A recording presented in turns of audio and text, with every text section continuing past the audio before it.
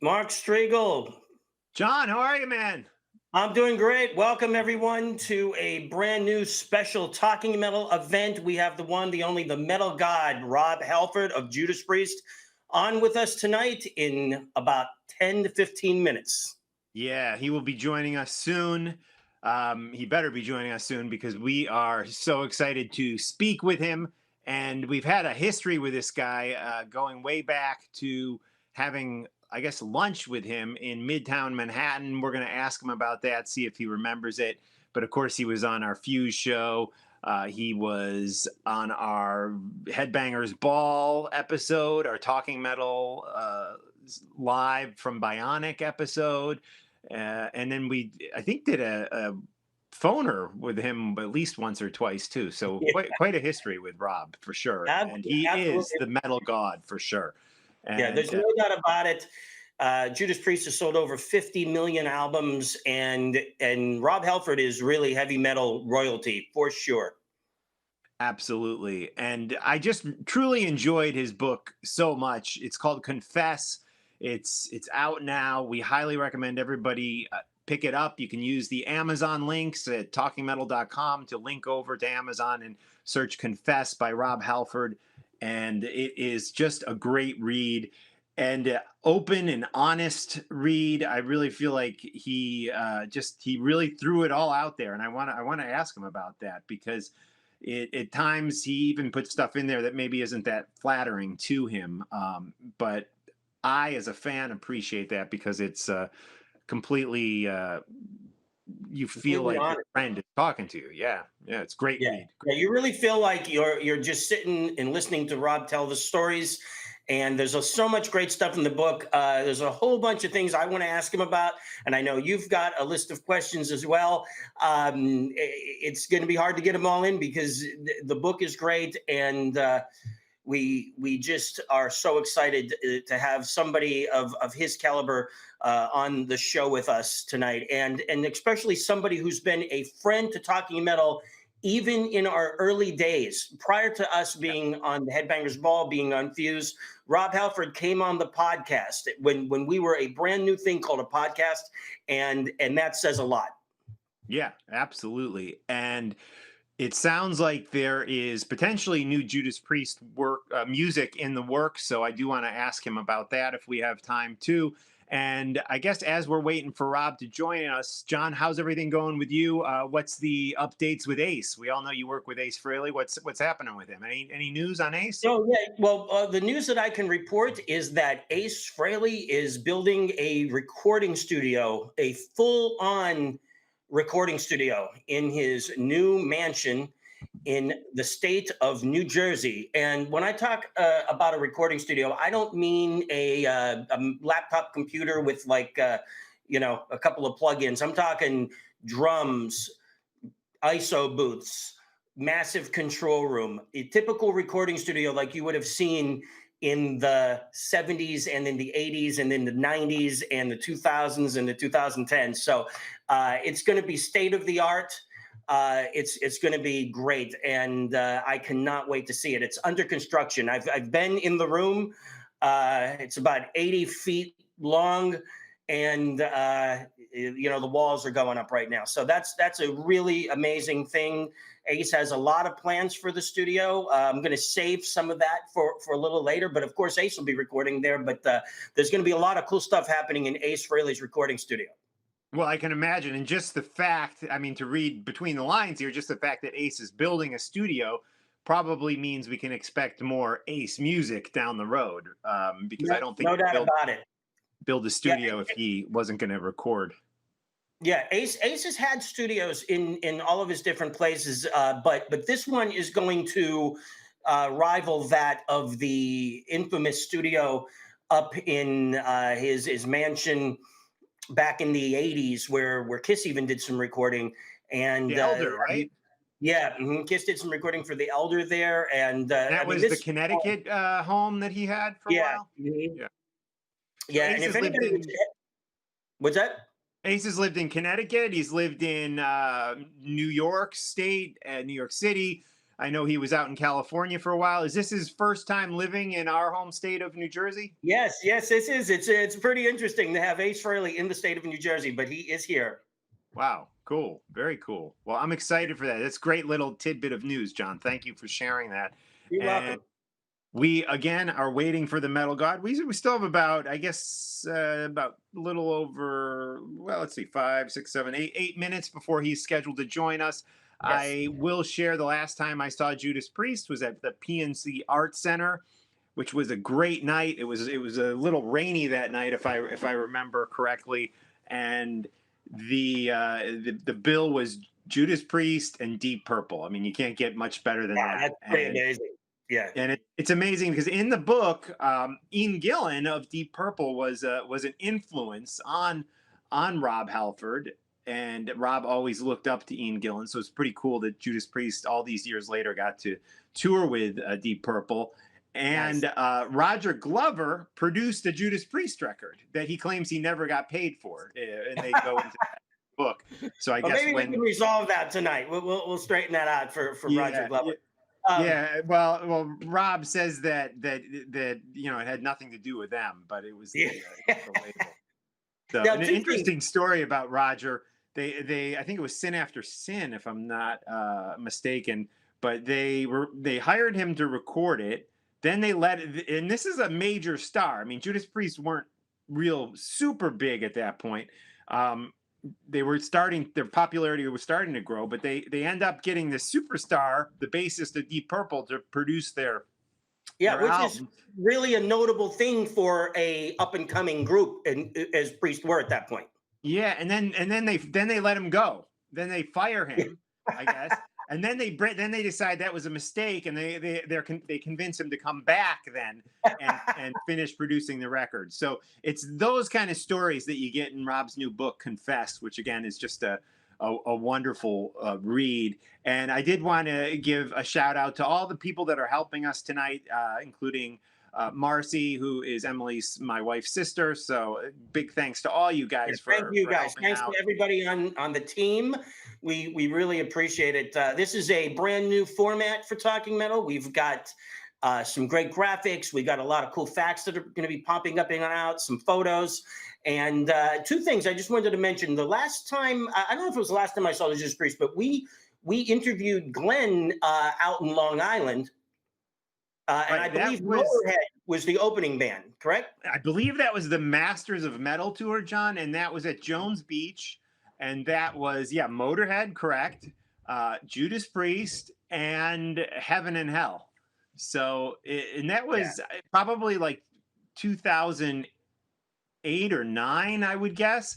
And I mean, here we are, what, 11 years later, and it's so sad because Ronnie James Dio gone, Lemmy gone. So it's really kind of sad when you think about how fast we're losing our metal heroes and icons. But we are fortunate because again, Rob Halford, one of the biggest heavy metal legends of all time, scheduled to join us here in just about 5 minutes. So, John, you recently moved into a new location, the Silver Correct. Spacecraft, as we used to nickname your apartment. Yeah. This How Silver is everything? You Spacecraft settled 2.0. in there? Yeah, I'm pretty much settled in, and it's great. As you can see, this is one of my multiple music rooms. So I don't just have one music room anymore. This is just one of many. And there's another one with like this one here has a drum set that used to belong to Eric Carr of Kiss. It's been around the world. There's another room that has a big double bass kit with a whole bunch of tom toms, and it's designed to look like Eric Carr's kit from the Creatures of the Night tour. That's in Wow. one room, and then I have a whole additional room which is just a Les Paul room. And there's all Les Pauls in that room, like a whole string of them. So like maybe like 10 or 15 Les Pauls. I'm not even sure how many guitars I have there. And I'm really a drummer. And I started on a keyboards, which are off camera here. So I'm happy. That's I've awesome. got it's like, some people have a man cave. My whole apartment, townhouse is it's one giant man cave. It's a giant man spaceship, silver Yeah, spacecraft. man spaceship. And I even got a new video game. So I got a Super Pac-Man. So I've now got like six full, 3/4 size arcade one-up games, three smaller ones, and a Kiss pinball machine in the arcade. So nine games and pinball machine. So And the you got to great come and thing check it about out. your arcade, John, is you do not have to put quarters in the machine, right? Correct. Correct. Yeah, The only and it's like I remember when I was a kid, sometimes I'd get invited to like a birthday party and they would rent the arcade out and you didn't have to put quarters in the machine. It was Oh, that's the great that coolest. they allowed you. I've never had that amazing experience. Yeah. Every one of those parties I went to, you still needed to put the money in the machine. Yeah, that may have happened once or twice to me, but it was like you were suddenly in heaven because it was just like endless, I mean, my favorites were like Berserk. I liked Yeah, I liked Cubert. I liked nice. Defender a lot. Yeah, I love Asteroids is Defender. always a big one for me. What was that other one with the Galaga? Yeah, Galaga or yeah, Galaga? Galaga is great. Yeah, I Galaga. love that game. I have Galaga. I've got Galaga and Galaxian, Centipede, Missile Command, a couple different asteroids, a couple of Pac-Mans, Ms. Pac-Man, Dig Dug, Froggers on its way.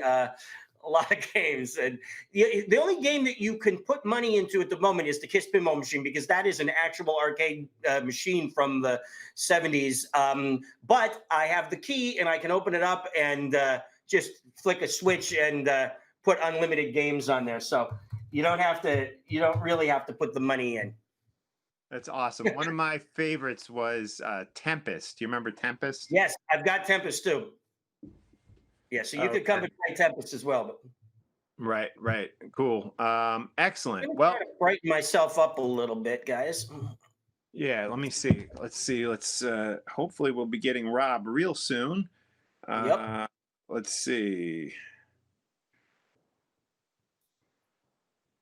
All right. So we are waiting on Rob Halford, guys, who is scheduled to join us in just a couple minutes. So I'm hoping he is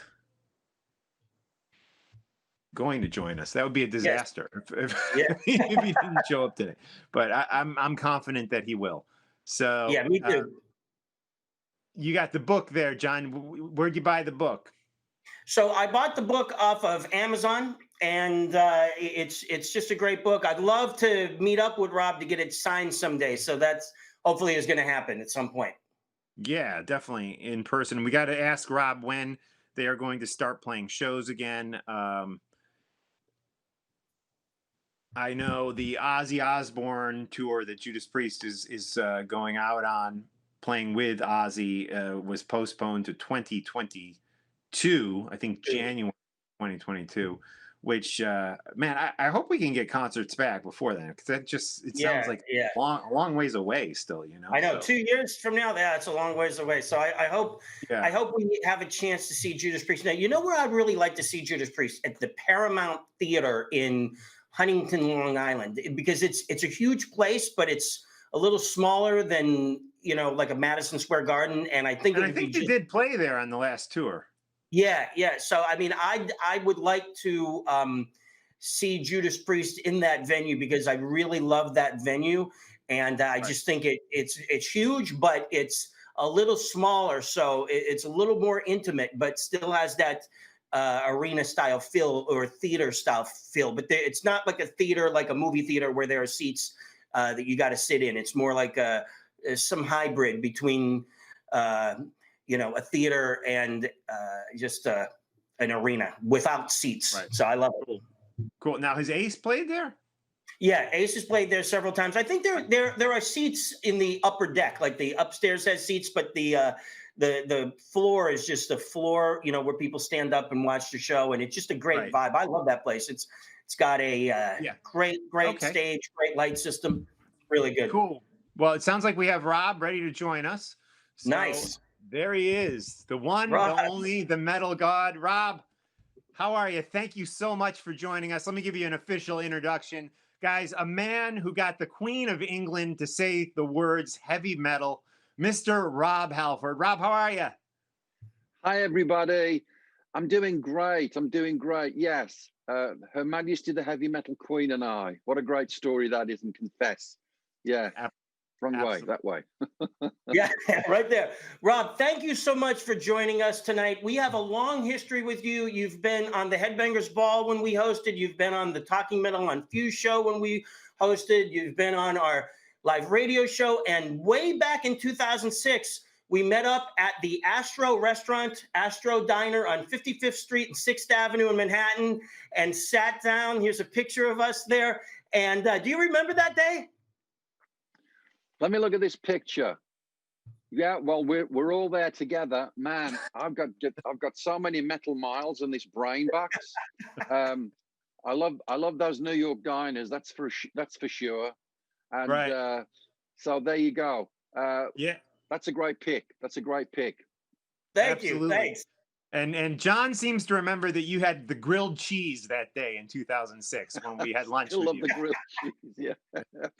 But whenever I get to New York, one of the first things I always order when I usually stay at the Essex House is my New York cheesecake.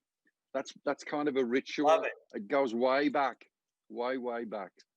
Awesome. I love Well, it, Rob, Rob. Rob, thank you for writing Confess. I read the whole thing, loved every single page of it, and I've been a lifelong fan. And the one thing that I found so cool about it, and I just again wanted to thank you for being so honest, because I feel like a lot of these books, sometimes people want to paint things in a certain way for history, but you gave us all the great moments, but you also were able to kind of share moments that maybe weren't even that flattering towards you. And I really, as a fan, found that truly great to read because I felt like it was a friend talking to me in the book. And was it therapeutic for you? Like even the arrest in Venice Beach, for example. I mean, was it therapeutic for you to put that stuff out there for the first time? It was absolutely remarkable, yeah, and it's so nice to hear you say about the conversational aspect of the way it makes you feel when you're reading the book. Like Yeah. we're chatting now, guys. That's me. You know, you've known me forever. This is just who I am, and the amazing Ian Gittins who worked with me on the book. He should be given massive props because he was able to take these textures of my personality and put them into the way you read the book to yourself. And so yeah, it was cathartic in a lot of ways. It was cathartic in that, man, I can't believe the life I've led, Right. because it's one thing to have have a little chat about one incident and then think about another incident, but when you actually stream your whole life timeline from the earliest memories that I have from being a little kid when I sang for the first time in class to what we just experienced together on the Firepower tour. It's remarkable, guys. It really is. I'm truly blessed, and I'm so grateful to everybody in the metal world for giving me this life, as well as all of us in Priest, because we've always said over and over again that we couldn't have got to where we are without our beautiful heavy metal maniacs. Absolutely. And in the book, John and I were North Jersey, right by New York City. We see a lot of shows at the very famous Madison Square Garden, and you talk about how Judas Priest has a lifetime ban there. Now, actually, we got to see you there with the band Halford, I think, once. But have you ever tried to reach out? I believe the Dolan family own Madison Square Garden and get that ban removed because we need Priest back at the Garden. It's a great place, isn't it, man? It's got such a rich history of events, every kind of stuff. I was watching on YouTube the night of Frank Sinatra at Madison Square Garden, Oh, and they had the Wow. stage in the center, and Right. he's in a great part of his life, and he walks out, and it's like a boxer going into the ring, which again, all of these great boxing matches and all of these other incredible sporting events have happened at the Garden, and most memorably music. And that night when the fans went a little bit too enthusiastic and created $250,000 worth of excitement, which resulted in the ban. It was that was a wild night. But yeah, I didn't even know they were going to let me in when the Halford band played there. Nobody blinked an eye. I was right. expecting a hand on the collar. This way, buddy. but it didn't happen. I would love to play there at least one more time with Priest, just because of our great affection for that venue, and all of the great things that happen in there. So maybe you guys can put a word in for us. I don't know. We can. We have a connection to the family, and because of our old television show, so we will do what we can to get Judas Priest back at MSG. All right, let's do it, guys. No guarantees, though. Yeah. So, Rob, I have a question for you, and it's about songwriting. Now, when you did Sin After Sin in '77, you already had 2 records out. You had great signature songs like Victim of Changes. But I know that in the book, you reveal that you weren't really completely satisfied with your lyric writing until Sin After Sin. Is that correct? Yeah, there's a reference I make, particularly about once I started this sober life, that I just felt that my writing ability as a lyricist, especially, things cleared up. They were less cluttered, and I had a better understanding of lyrics and their power. And of course that happened in '86, and several Priest records had happened before then. So I use them as a kind of a template, as a reference. I was a different person then, mentally as well as everything else. So this whole way of looking at what you do as a musician is vital. We're always questioning where we're going and what we're doing with our music, because we want to make the best things happen, and the best things happen when everybody's in the best place in terms of clarity. And for me, as a lyricist as well as a singer, that was vital. So I think that's useful. I think it's useful to look back at those maybe missed opportunities, because you never want to go there again. You just want to keep improving. Even now, after the Firepower album and looking ahead to the next one, the excitement and the kind of challenge, if you want to call it that, of going one better and another step up on the heavy metal ladder, is what keeps you driven and keeps you motivated. Thanks. Great. Mark?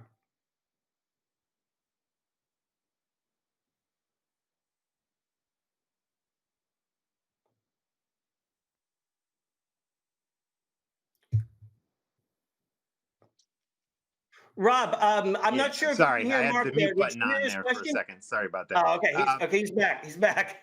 Go ahead, Mark.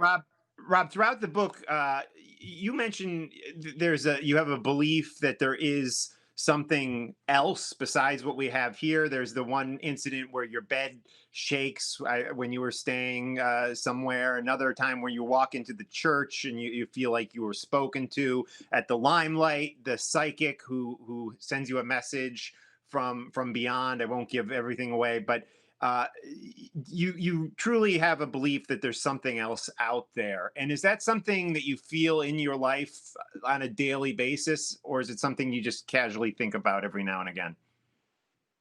Well, again, in my recovery, it's with me all the time. It's something that I utilize every day, throughout the day, and it keeps me balanced, and it keeps me peaceful, and it keeps me in harmony and in touch with life.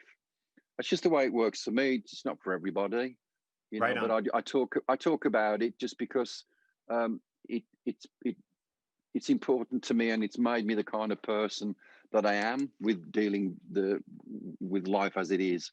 And those stories, I think, are vital, because they kind of connect the dots in this long life that I've had. So yeah, they sound really wild, but they're true. They actually happened, and I think that there's probably going to be many people that read those chapters, those moments, and go, yeah, it's either happened to me, or it's happened to someone that I know, or I have my own kind of belief in that part of living, and after we live in this physical sense. So it's very special to me, and I cherish it. Awesome. And one thing I think you actually told us in a previous interview, which didn't make the book, correct me if I'm wrong, but you once also had a UFO experience, correct? Oh, don't get me started on the UFOs. Okay. Well, speaking of When I UFOs, go for a when I go for a swim every night in my pool, I do my nightly walk, which takes about an hour hiking through the hills and so forth here in Phoenix, and then I go for a swim afterwards, and I'm doing the what's called, the backstroke. That's what it's called, just floating around and looking up at the sky, you know.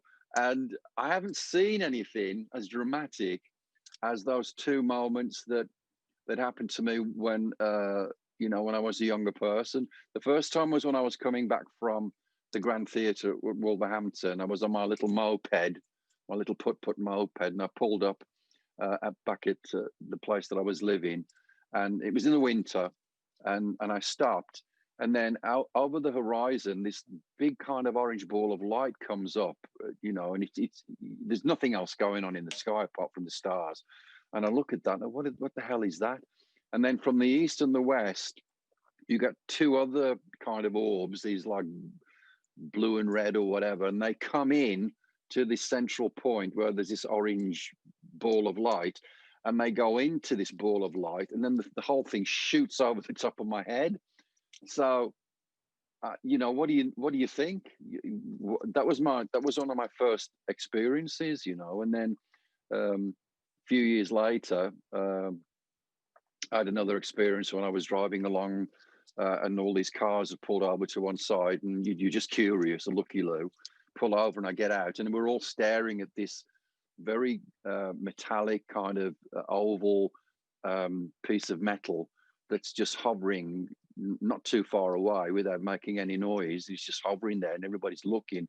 This is before internet, folks, and cell phones and what have you. We just thought, what is that? It's not a weather balloon or stuff because it's static. And then it kind of rotates it a little bit, and then it too shoots off in a direction, east or west, whatever.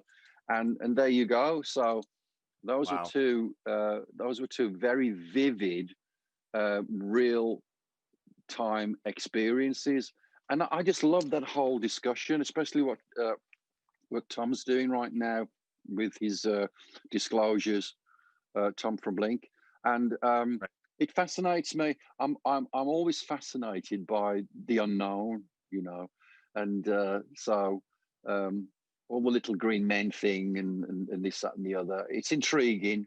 There's a lot of Yeah. conspiracies out there. Yeah. I think we're all searching for answers, and as we move on in life, this whole business of enlightenment is opening up. So who knows where that's going to take us next? Yeah, and Tom from Blink 182 has really exposed some stuff. It's quite incredible the work that he has put into that. So yeah, definitely. John? I admire him. I admire him, just to round this bit of the questioning off. I admire him because you get a lot of bullying. You get a lot of, oh, you're an idiot, or you get all of this kind of, when people don't understand something, they go on the defensive and they attack and they attack and they attack. Or they don't understand, so their only reaction is to be negative, to be hostile, and that's a terrible way to be as a person, firstly, because it has no value.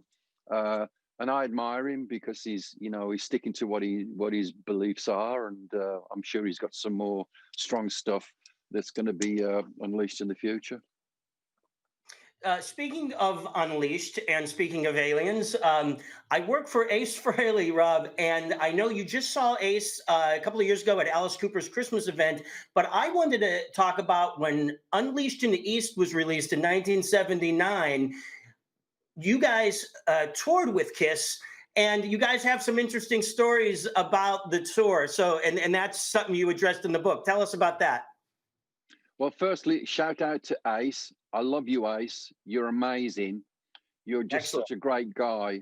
You're a great guy. You're a great guitar player and done so many incredible things in rock and roll. It's a beautiful reference that Priest has with Kiss, because Kiss took us out on a massive American tour when we were still in our growth pattern. And unbeknownst to us at the time, the whole band, but particularly Gene and Paul, were very big fans of Judas Priest. So this was a a glorious opportunity for us to be guests with them, open up their shows throughout this massive American tour, and introduced us to so many new fans that came on board after that Kiss tour. But it was great, man. It was Kiss were just roaring at that time, as far as much as they still are now. But in the decade that we're talking about, it was extra special. You know, there was just a very exciting, mysterious, great adventure that everybody was having with Kiss, as the band was at that moment. And you know, I read something recently which is kind of cool, that Paul was saying that, looking back, they felt that they had a lot of missed opportunities because they had to keep their identities hidden. You know, you could never see them out of the great way that they look on stage. You know, and he kind of reflects now that they wish they could have found a way to balance that up. You know, Right. especially with the fans, especially wanting to see the fans when they were off stage. But they're a remarkable band. They're absolutely, there's only ever going to be one Kiss. There's no other band that comes close to them. But it was a great tour, man. You know, it was especially fun for me because, I mean, at the time, I think Gene was dating Cher, and I used to sneak into the sound checks that Kiss did, and the guys were up on stage, and I'd see Cher hanging out on the side there, and just great memories, great rock and roll memories. And what's great is that Kiss fans are sometimes difficult to play for when you're a support group, but you guys won them over because they knew that you were persistent. You guys had your act together, and you were tough, and you were rocking. So the Kiss fans accepted you guys. Yeah, they're brutal. Kiss fans are brutal, a bit like Priest fans. Yeah, It's you've got to be ready for anything, you know, when you go out and work with Kiss, because their fans are rabid. You know, they love the band that much, and you're taking up some valuable time. Why isn't Kiss on there? You know, but they were gracious. They were gracious, and they you know, we would go out on that stage as an unknown band to a lot of Kiss fans, and by the end of the night, we had everybody horns up and just, you know, partying and having a great time together. So again, that whole Kiss world is something very special to us. We should have been doing some shows together in Europe, but then this pandemic screwed things up. And I I know. hope that those dates will be rescheduled, because we see each other, you know, rarely. That's just the way it is in rock and roll. Right. It's pretty cool that Gene and I have the same birthday on the 25th of August August. 25th. Yeah, and you're a Virgo, and I'm a Yeah, Virgo too. So I love it.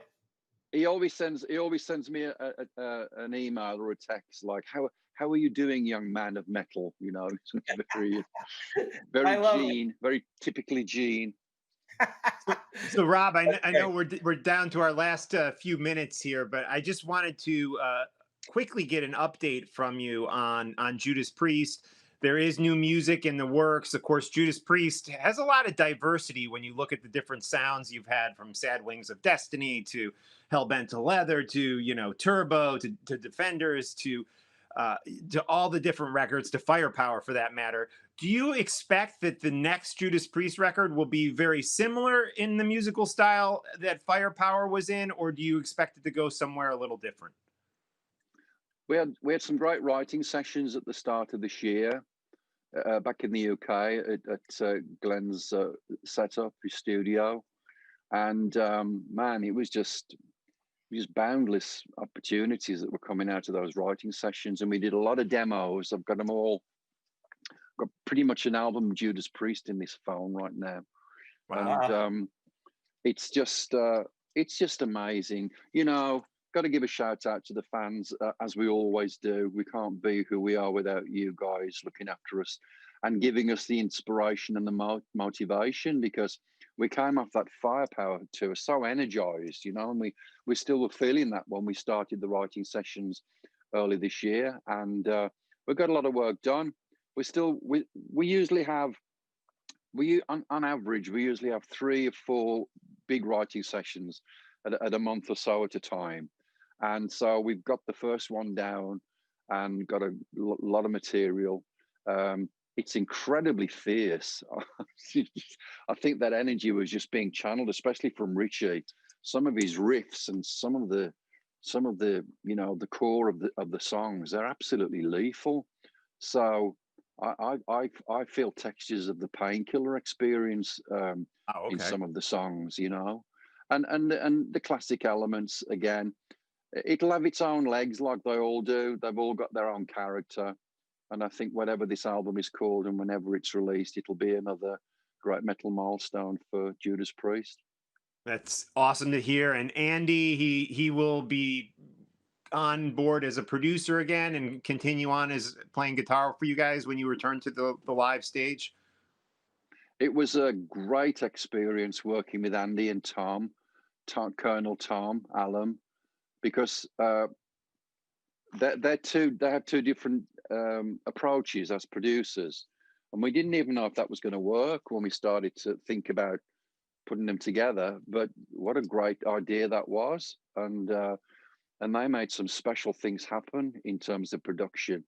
Me personally, I'm happy to replicate that thing over again, because I think we just touched the surface of it with the Firepower production team, and with Mike Axeter as well, that had just come off the Sabbath 13 album. So anything can happen, but I just feel it's going to be another very, very extra strong record when we finally get it made. And you I imagine mean, that Glenn's doing great. Glenn's doing great. Yeah, he's good. Yeah. he's been.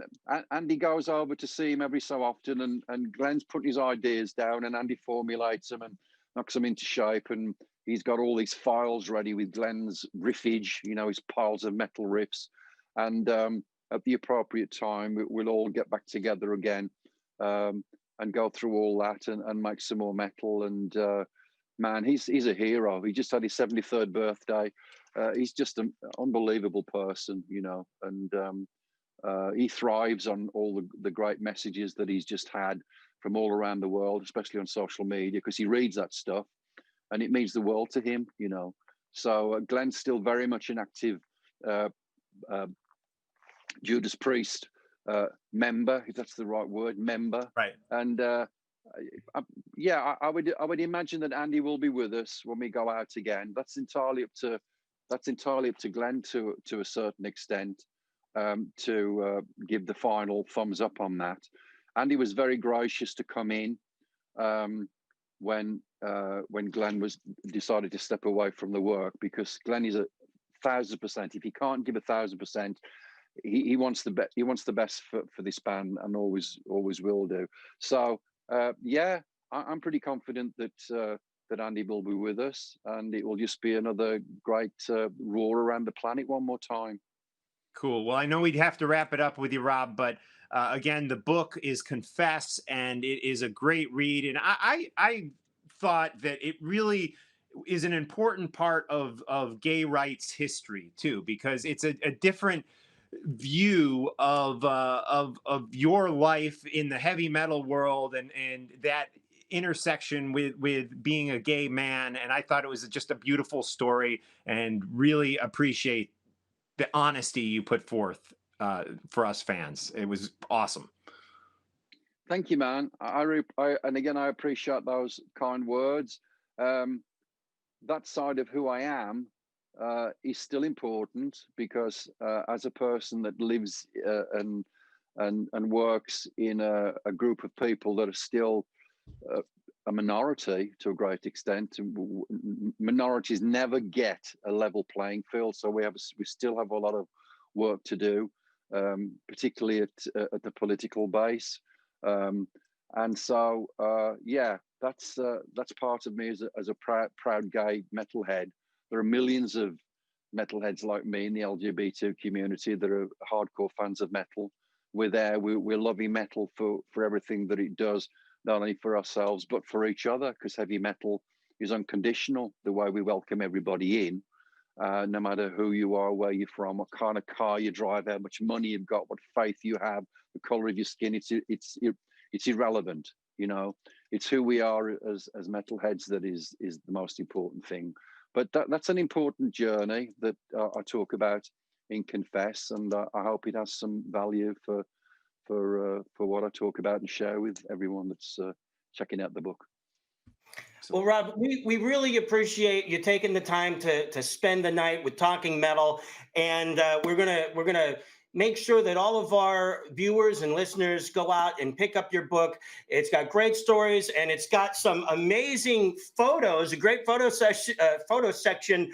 And I just want to say one of the funniest ones is the photo of you guys when Les was in the band. You guys are all dressed in black leather, and he's got the cowboy shirt on. And you said, Les, oh no, not the cowboy shirt again. So anyway, people can look forward to seeing that photo plus some great photos from your childhood, where I still think you look like the metal god, even in the photo with your mom, on the beach. So I think it's a great book. I love the pictures. I love the stories. And we encourage everyone to go out and pick this up right now. Hey guys, I've had a blast. Thank you so much for inviting me onto your show. Keep safe. Wash those hands. Wear that mask. Yep. Listen to the scientists, and stay safe, stay strong, stay metal, and we'll see you guys in the big 2021. Oh yeah. Absolutely, Rob. We will see you soon. Thank you. Take care, Rob. Bye. Thanks See so you. much. Take care. Goodbye. Cool. Ladies and gentlemen, Rob Halford, a guy that we always welcome when he's here in New Jersey. I got to see them with Deep Purple at PNC Arts Center. I guess that was the last time I saw Judas Priest, and saw them in Newark, saw them when I was a kid in Chicago, and we saw them out in Long Island. So I've seen them all over the place.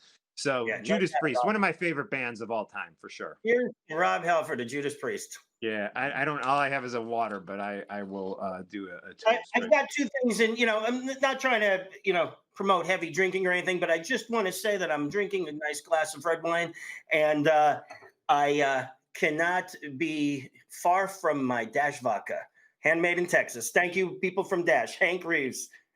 Thank you. Yeah, We love Dash. Excellent stuff. Yeah, I only blew through about just a little bit of my questions that I had there. I know. I have a whole list of questions. I have your questions on the left of me on one screen, and I got my questions on the right of me on one screen, and I only asked like one of the questions, but it was great. How great was it to have a guest like Rob who talks and doesn't give one word answers? You know what I mean? We didn't have to go through 10 questions each, because Rob really elaborated on what we asked him, and some really interesting stuff that Glenn is still in the fold, and he's writing with the band, he's laying down riffs, Andy's working with them again, and that I think is some news. Yeah, definitely. I will say also, besides seeing Judas Priest, I saw Halford at L'Amour's with our good buddy Metal Mike on guitar. And I even saw one of the few United States shows by the band 2, which featured John 5 and Rob Halford, and that was at Irving Plaza. And Tony Iommi was supposed to be a special guest at that show and come out at the end and play Sabbath things, and then Sabbath tunes with him, and then he never showed up. So the people were kind of ticked at that concert. But that, some just great live memories with Rob Halford. And of course, as we mentioned, we had him on our TV show and Headbangers Ball, and he didn't seem to remember the diner. Yeah, I was told by one of his publicists that he had remembered it, but I guess not. So. Well, it's so funny. He's done so much with us. If you really think of it, and I didn't even mention this in the beginning, but so let's list of all the interaction we've had with Rob Halford. We first met up at the Astro Diner in Manhattan. We then had Rob, and I might be doing these out of order, but on our Fuse television show, we had Rob on the Headbangers Ball when we hosted that. You had that amazing experience at the movie premiere with Rob. And then of all things, we didn't even touch on this because there's so much to talk about.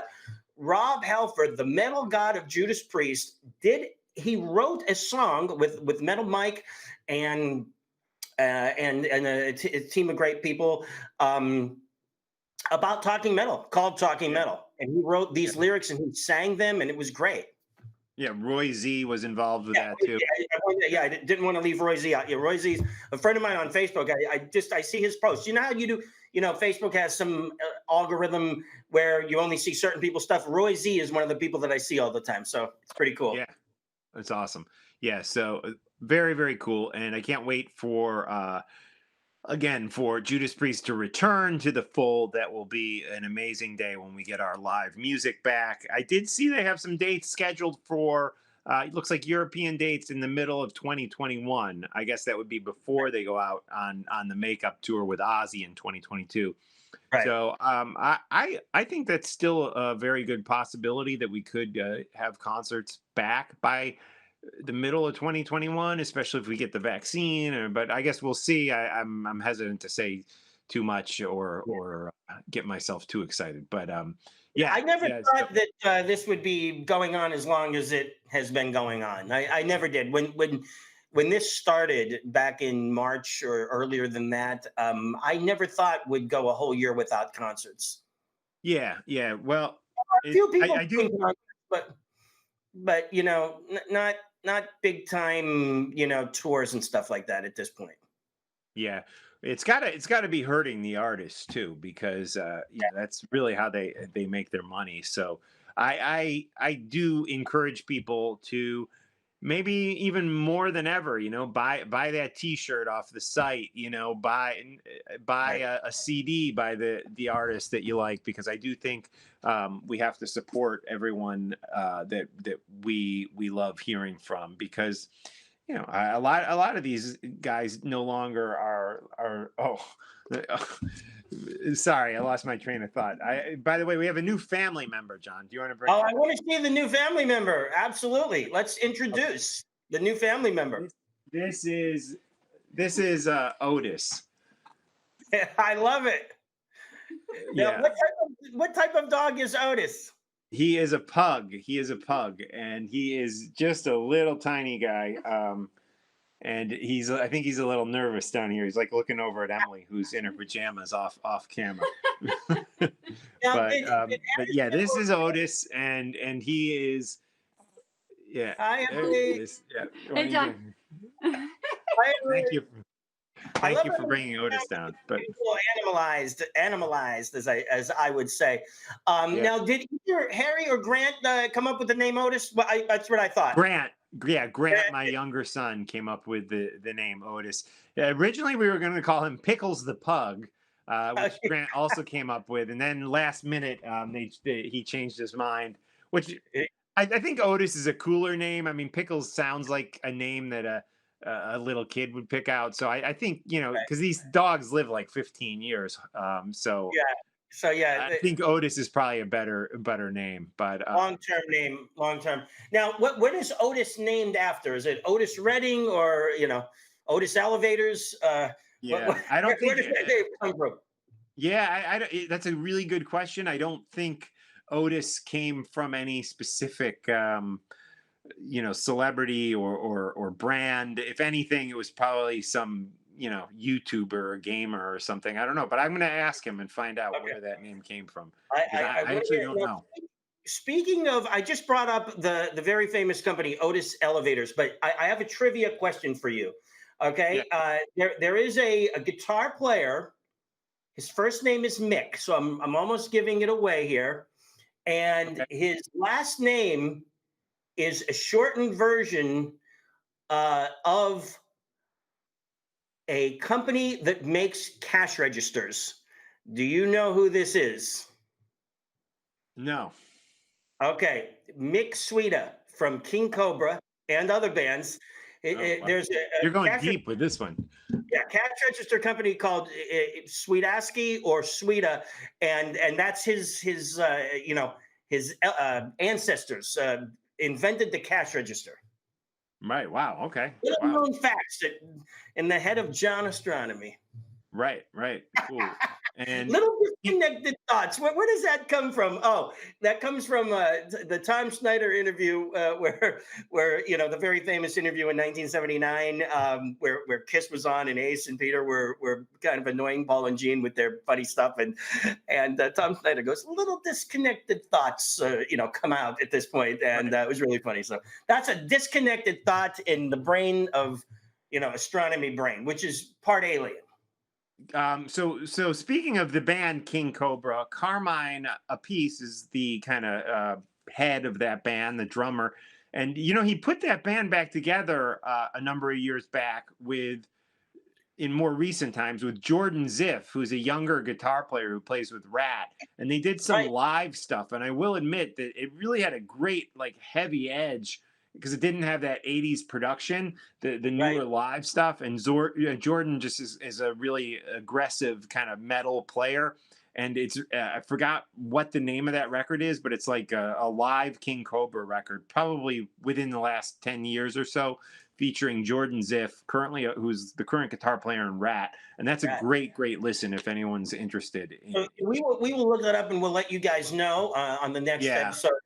Yeah, Carmine's a great friend of ours, and Jordan was on Talking Metal, if I'm correct, way back when he was very young. When he was a super young teenager, and then he was on again. I think it was this year actually. It was like early 2020, before the pandemic, probably maybe January. It could have been December, but I think it was actually January. I'd have to check that, but he was on rather recently when Rat played at the Wellmont in Montclair. I did an in-person interview with him. Nice. Which we mentioned going to concerts and stuff, and I've complained a little bit online about I miss doing the in-person interviews. Right. The phone interviews, I just feel like there's a much better connection, even with this, when you can actually see the person. Yeah. I feel like the phone interviews, I just personally have been kind of down on those. Having said that, I just, on the most recent episode of Talking Metal, I did do a great interview, if I can honk my own horn, with Phil Campbell of Motorhead fame. Awesome. Who recently did a song with Rob Halford, which I wanted to mention. Yeah, you wanted to ask that. Yeah, he called Straight Up. Great song by Phil Campbell and Rob Halford. Look it up. It's up on Apple Music and Spotify. But that's a great episode. If you're a Motorhead fan, I really got, I think, some cool stories out of Phil. So definitely check that out on the Talking Metal podcast, which you can get at talkingmetal.com. And I guess we could go a couple more minutes, John, if you want. You want to go to 9 or so? Let's check in and see if there are any comments. I just got a text from Mike Lincoln, drummer of Like It, who we played with Jordan with Rat and Ace Frehley not too long ago, about a year ago. And Mike Lincoln says, effing brilliant Halford interview, John. I saw Halford at Limelight, saw Priest with Maiden at MSG, Number of the Beast, Screaming for Vengeance, and plenty more times. You guys rock. So thank you, Mike Lincoln, for that. And let's see what we got on Facebook. I'm going to log on. I didn't. I know. So Mike Davis was saying we should ask Rob about Eddie Van Halen. I saw your comment come up, Mike, and I'm sorry I didn't do that. However, I thought he already did that on a recent interview that he did, so I didn't think that I should repeat that. I think he shared a story with that. It was up on Blabbermouth. Brad Dahl checking in. Brad, how are you? Thanks for your support. John Simpson. Let's see. Cole checking in. Cole, how are you, man? And Hi. Carl Alvarez, 2008. We saw it out in California. I'm not sure what that was. What Carl was referring to. Maybe that was 2008. Oh, Metal Masters. I'm not sure. Anyways, a lot of great people. Dave Quinn, Allison Park checking in. Thanks, guys. I really appreciate everyone watching. Dave Quinn. Did I say that? Mike Jones. Yeah, Dave Quinn's Andrew great. Miller. Derek Lebai. I'm not sure how you say your last name, Derek. But thanks, guys. I got my brother Andrew Anderson, who is You've seen him in Talking Metal IDs. He's a professional wrestler. He says, "My brother," and he says, "Don't make me power slam your asses." And I love Andrew. My Aunt Patty Baylog. She loves Otis as well as many other people. JoJo and Andrea also love Otis. They want Otis back on the air. We've got Colby, we've got Lynn, we've got Ed, we have John, Howie. We've got a lot of I believe we have Heidi. We just got a lot of great Talking Metal supporters watching us right now. And if I missed you guys, I am sorry. I can't scroll anymore. So I can see who commented after the fact, but when it's live, sometimes I can only see a small set of comments. So thank you to everybody who was watching. Thank you to Marcy and the team, the production team, who are responsible for all the great graphics. Great job.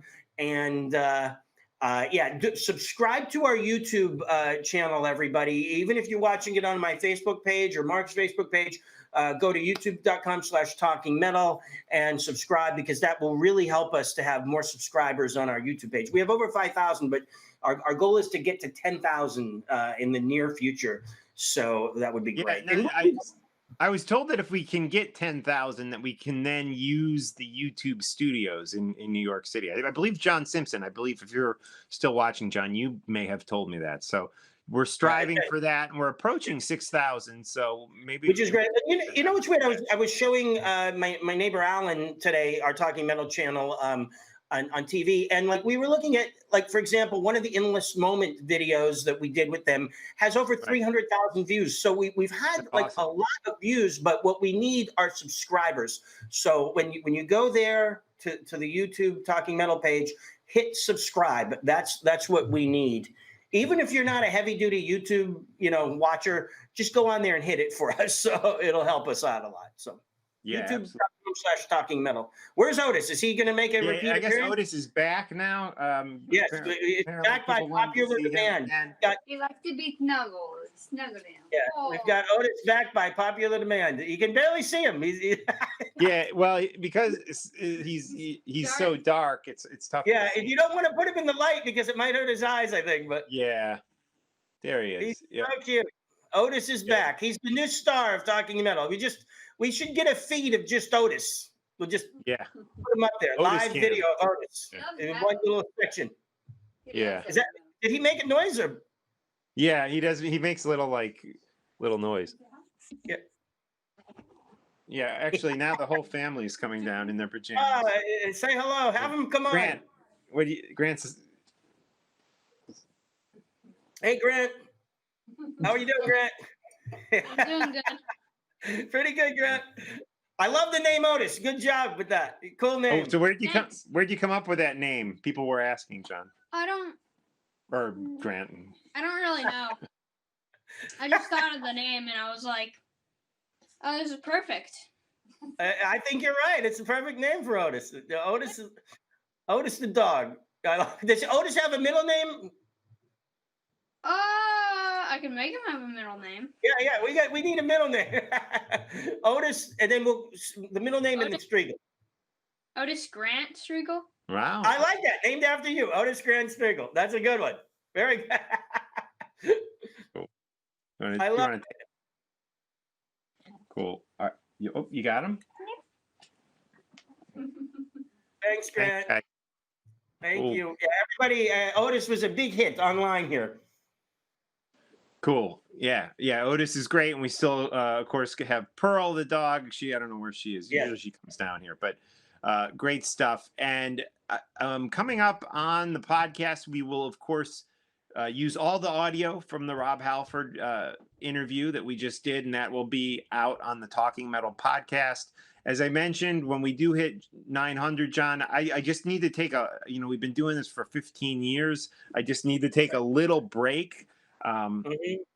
At one point, I was thinking maybe 900 will be the last episode. I don't think it's going to be the last one. I think you just take a little break, and then we'll come back with some specials and here and there. And it will definitely not be the last episode. I'm just need a little break away and kind of reassess things. And again, I miss doing the in-person interviews they at were places fun like when- Heavy Montreal and Right. M3. And so I do feel like part of the fun of talking metal has been taken away from me recently because Right. of not doing the in-persons. However, thanks to you, John, because you're the guy who I think suggested doing these.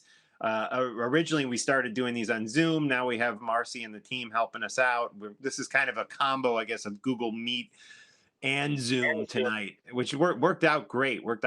So yeah, No a doubt lot of about fun. it. And I'll tell you, it's such a relief on my end not to be in complete charge of all the technical stuff, because that was always a little bit of a stressful thing when I'm trying to run opens, and sometimes it works, sometimes it doesn't work. And so thanks to Marcy and the team for handling all that. That takes a big weight off my shoulders. So I'm very happy about that. And those guys are technical experts. I don't even understand what they're doing. They got all kind of feeds coming in, and it's really, really fun. So I'm psyched. I'm psyched. I think we had a great, successful episode with the metal god himself, Rob Halford, a Judas Priest. He's got the new book, Confess. It's an autobiography. Everybody really should go get this. Do us a favor and do Rob a favor. And Mark, we have an assignment. We need to get Judas Priest unbanned from MSG. So why don't we're going to start that. We're going to figure out how to do that. Yeah, maybe we need to get a petition going or something, because we do need I think it's a good idea. We're gonna discuss it offline. We're gonna let all of our viewers and listeners know how to help us with that. And I say we make a big deal out of it, and we get Judas Priest back to MSG for at least one more show. Hopefully many more, but at least one more. We'll get Jim Dolan on the phone. Didn't he used to do get guitars from Gibson when you were? Yeah. Jim was a good friend of ours at Gibson, and I hung out with Jim at Gibson. And Jim has a band. He's a guitar player, and so I think if we get a little meeting going with Jim, we can remove the Judas Priest band, and I think that would make some news. Yeah. Oh, yeah. That would make some news. Yeah. Jim's so rich, he hires Joe Walsh to play guitar in his. That's a true story. I love it. Yeah, it's like, who can He owns the Garden. He owns Radio City. He owns the Knicks. He used to own AMC Networks, although I believe they sold that, the Dolan family. But he's got his hand in a lot of stuff. So one of those iconic New York families, the Dolans. And I guess that probably does it for me, John. Unless you have anything else. I'm all good. Just very, very happy to be back on Talking Metal. And I think when we're doing the live show, and anytime we're doing something live, the fun is returning to it. And I think what was really, really fun is when we did things like the Guns N' Roses stakeouts, and we were walking around Manhattan asking people about Axl Rose. That was great. Yeah. And then I can still remember we went to see White Wizard at the Gramercy Theater. Like, those were fun interviews. And and then we've been to Ozfest, and you've done a lot more recently, like I said, with Heavy Montreal, and we both were at M3. You've done a couple of M3s, and we just have had great times. But it's fun when we're in person. But I do have to say, one of my very favorite Talking Metal interviews was a phoner, and it was the interview with Ian Gillan, where we were all in 3 separate places on phones. And I just really love that. And I'm talking, of course, about Ian Gillan, singer of Deep Purple, and also not partially, he was in Black Sabbath for a little while and did a great album, Born Again. And I just and the band Gillan too, which was a great band that briefly featured Yannick Gers from Iron Maiden. That's where he was before Maiden, actually, in Ian Gillan's band. Gillan.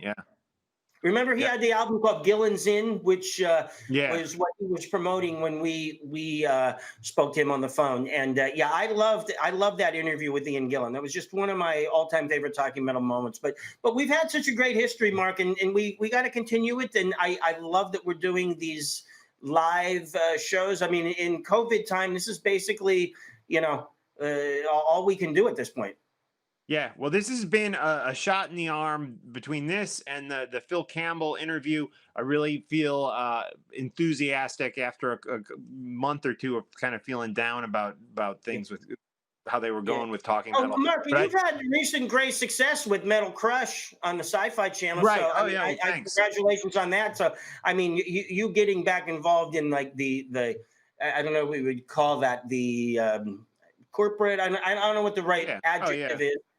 Like the big time, you know, on that. So I think that's very, very cool. So, you know, a lot of good things are happening. And, you know, we just keep building on our history.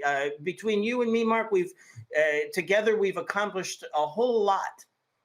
And I think we should be proud of ourselves for that, right? I'm proud of you, Mark.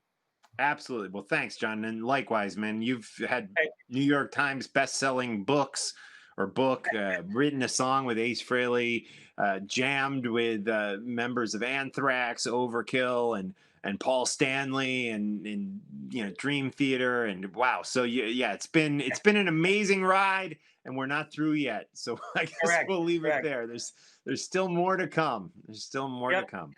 Yeah, Absolutely. So, Well, Mark, thanks again. You know, tell everybody in the family we said hello. We didn't see Harrison, but tell him I said hi, and tell Pearl I said hello.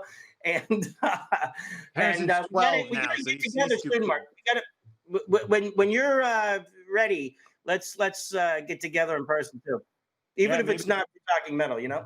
Yeah, well, I was thinking episode 900, man. I mean, that'll be Let's do here it. in a month or two. So let's let's maybe do something, even if it's outdoors. I'm down. I mean, here they're getting, all the restaurants are getting the outdoor heaters, which are kind of nice, you know. Good. So, but yeah, we'll figure that out, definitely, John. Cool. But I guess we'll call it a night for tonight. Thank you to all the viewers. Thank you. And thank you to Otis for stopping by. Yeah, and Rob Halford. Yeah. Otis, Podcast. we had two guests. We had multiple guests. We had Emily, Grant, Otis, and Rob Halford and Judas Priest. So Yeah, Emily and Grant in their pajamas. Awesome stuff. Cool. All right, thanks, folks. We will see you next time. What are we going to do this again, John? You want to do 2 weeks or? yeah, let's do it in 2 weeks. All right, we got to book a guest. Thank you again, Marcy and team, for helping us with the production. You guys did a great job. Thank you. Thanks, guys. So I guess we'll end. There we go.